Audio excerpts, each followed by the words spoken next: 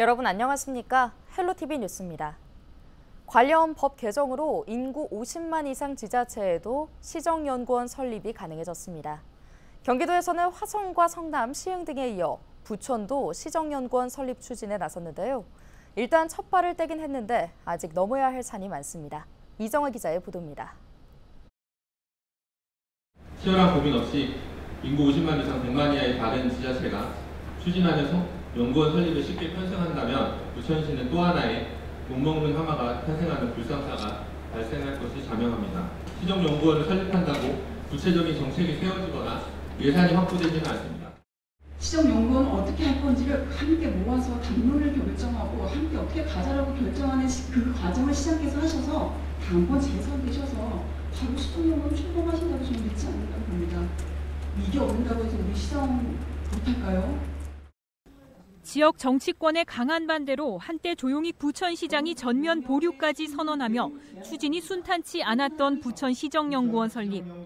조례가 1년여 만에 의회 문턱을 넘자마자 부천시는 설립을 위한 TF 운영을 개시했습니다. 부천시정연구원은 이 연구부 1실로 공무원 지원을 포함해 인력 24명으로 구상하고 있습니다. 다만 출범 초기인 오는 2027년까지는 원장을 포함해 10명 안팎의 연구 인력으로 기반을 마련한 뒤 점차 채용을 늘려간다는 계획입니다. 이를 토대로 부천시가 올해 말 행안부에 설립 허가 신청을 하게 되면 내년 초 심의를 거쳐 승인을 받게 됩니다. 이후 관련 행정 절차를 마무리하고 내년 7월 개원이 목표입니다. 시정연구원은 도시의 근간과 관련된 문제이고 이거는 누가 와도 흔들지 않을 수 있는 도시의 기본 틀을 만드는 것이 필요하고 우리 부천시에 가장 적합한 정책이 무엇인 것인지에 그런 싱크탱크 역할을 해야 되는 것입니다. 장기적 재정 부담이 가장 큰 걸림돌로 꼽히는 부천시정연구원 설립에 대한 첫 예산안 윤곽은 다음 달 20일 시작하는 부천시의회 정례회에서 드러날 전망입니다. 헬로티비 뉴스 이정화입니다. 경인고속도로 부평 나들목 부근에서 7중 추돌 사고가 발생했습니다. 7일 오전 5시 20분쯤 인천시 부평구 부평 나들목에서 역주행한 40대 여성 운전자 A씨가 몰던 차량이 승합차와 충돌하면서 연쇄 추돌 사고가 발생했는데요. 이 사고로 트럭을 몰던 70대 남성 B씨가 크게 다쳐 병원으로 옮겨졌으나 끝내 숨졌습니다.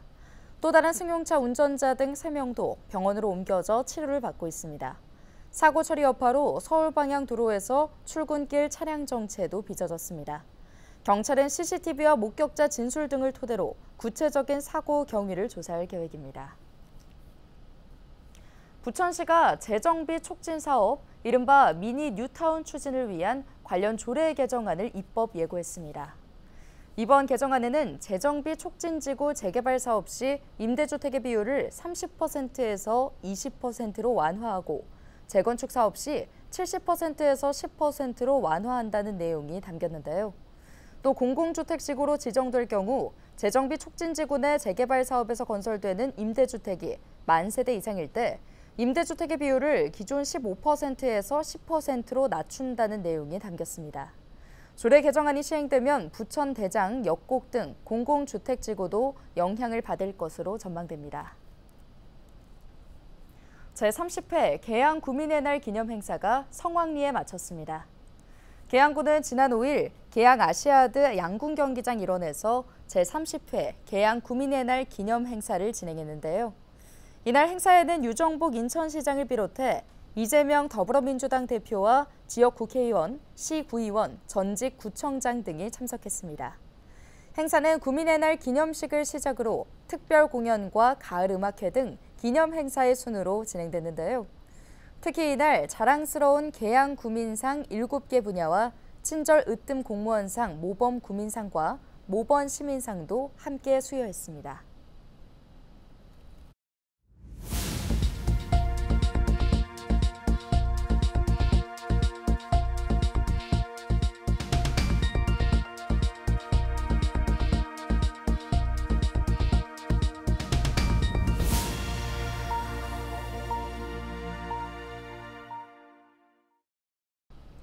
국토교통부가 주택시장 안정화를 위해 지난 8월과 9월 수도권 주택거래 중 이상 거래들을 조사했는데요. 편법 증여와 대출 자금 유용, 계약일 거짓 신고 등 위법 거래들이 다수 드러났습니다. 이관성 기자의 보도입니다. 지난 상반기부터 수도권 주택 이상거래를 조사해온 국토교통부는 지난 8월과 9월 서울 지역의 이상거래를 집중 점검했습니다. 조사 결과 국토부는 편법 증여와 대출 자금 유용, 계약일 거짓 신고 등 위법 의심 거래 400여 건을 적발했습니다. 위법 의심 사례는 다양합니다. 서울 강남의 한 부부는 주택 감정평가 금액이 22억 원인 주택을 매수하는 과정에서 임차인을 전출시켰다가 대출받은 뒤 다시 전입시켰습니다. 선순위 임차인 보증금이 있으면 주택담보대출을 기대만큼 받지 못해서 시도한 편법인데 국토부는 투기과열지구 LTV 한도액을 초과한 것으로 보고 금융위에 통보했습니다. 위법 의심 사례 중에는 자금 조달 계획서를 허위 작성한 경우도 있습니다. 서울 비규제 지역에서 21억 5천만 원의 아파트를 매수한 A씨는 전액을 예금액으로 조달하겠다고 자금 조달 계획서를 썼다가 거래 신고 때까지 증빙 자료를 제출하지 않았습니다. 국토부는 A씨가 실거래 조사 과정에서도 자금 조달 증빙을 제출하지 못하자 거래신고법 위반과 탈세 의심으로 지자체와 국세청에 통보했습니다. 본인 자금은 하나도 없이 편법 증여 형태로 집을 산 경우도 있습니다. 서울 용산에서 약 21억 원을 주고 아파트를 매수한 B씨는 모친에게 빌린 돈 14억 원과 증여받은 돈 5억 5천만 원, 주택담보대출 3.5억 원으로 주택 구입 자금을 조달했다고 신고했습니다. 국토부는 차입금 형태의 편법 증여를 의심해 국세청에 통보했습니다. 이 밖에도 서울 송파구에서는 SNS 오픈 채팅방에서 아파트 단지 매물을 특정 가격 이하로 중개 의뢰하지 않도록 유도한 정황이 드러났고 강남구에서는 거래 완료된 매물을 인터넷 포털에서 삭제하지 않고 거래 신고 전까지 매물이 있는 것처럼 보이게 한 경우도 적발됐습니다. 국토부는 집값 담합 의심과 공인중개사법 규정 위반으로 관계기관에 모두 통보했습니다. 헬로티비 뉴스 이관서입니다. 사상 초유의 무더위에 유난히 길게 느껴졌던 여름이 지나고 드디어 가을이 찾아왔습니다. 지난주 설악산에서 첫 단풍이 관측됐다는 소식이 들려왔는데요. 올해는 계절을 잊은 더위 때문에 지난해보다 사흘 정도 늦었습니다. 평년보다는 엿새가량 늦었다는 분석도 있는데요.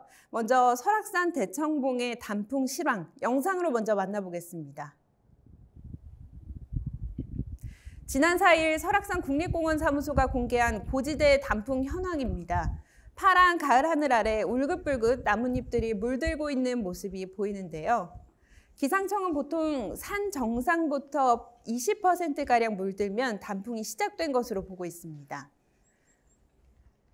앞으로 2주 정도 뒤에는 전체 산의 80%가 물들 것으로 보이는데요. 전국 각 명소의 단풍 절정 시기 알아보겠습니다.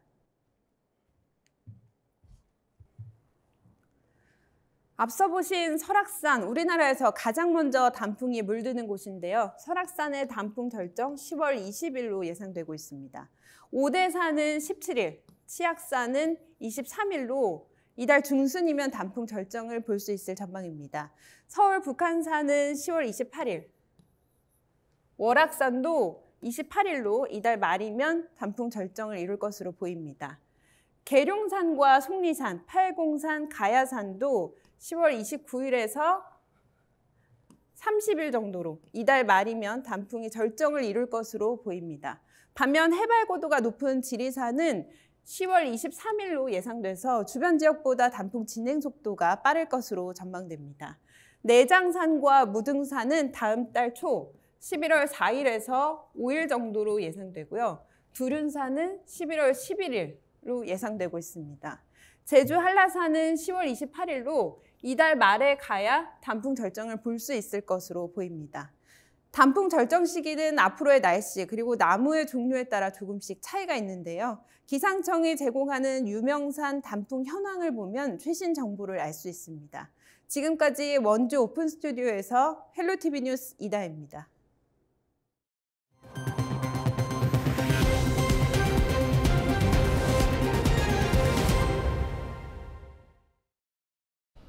인천 아이패스 이용자가 20만 명을 넘어섰습니다.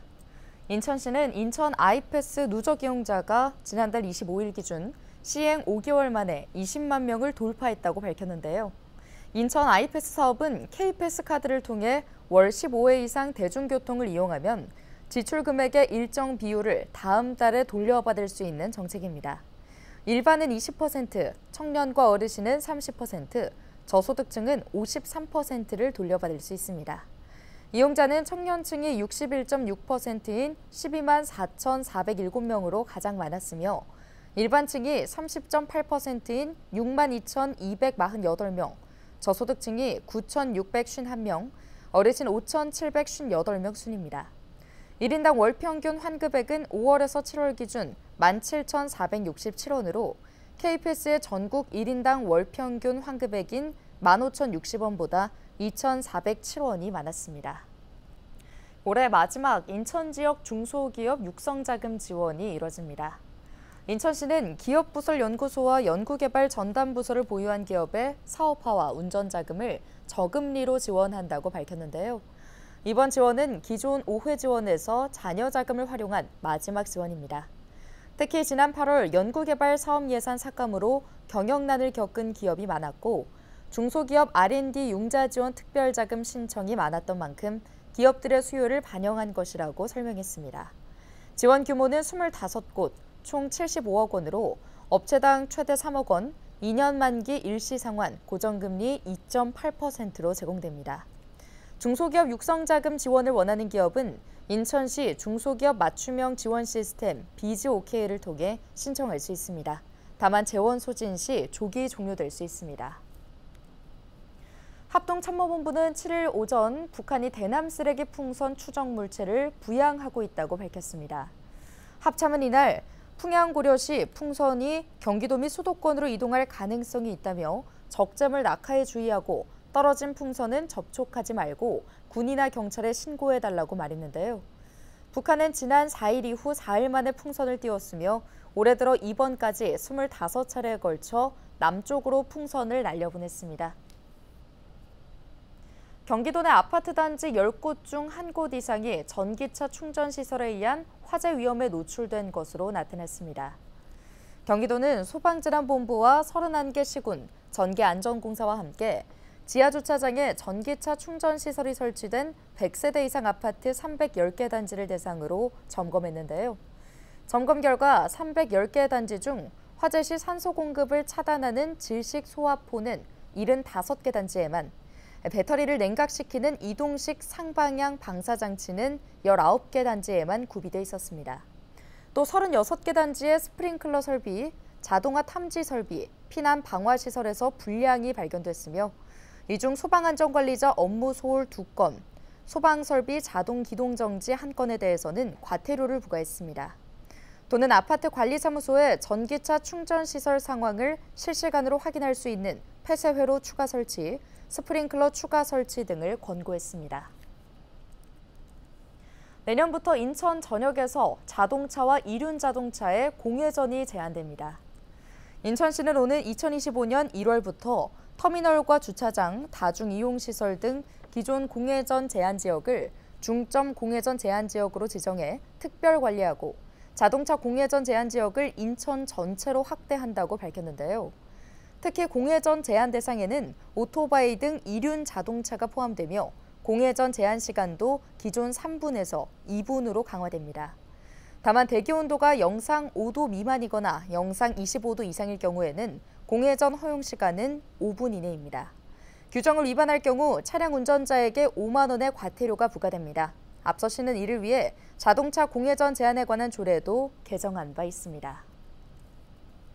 경기도가 제28회 노인의 날 기념 행사를 개최하고 노인복지 기여자와 모범 노인 등 유공자 13명을 표창했습니다. 행사에는 이종환 대한노인회 경기도 연합회장, 이선구 경기도의회 보건복지위원장, 시군구 노인회 지회장 등 400여 명이 참석했는데요.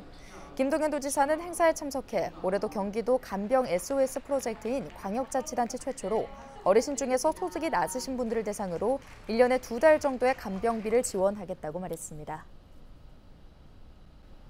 뉴스 마칩니다. 고맙습니다.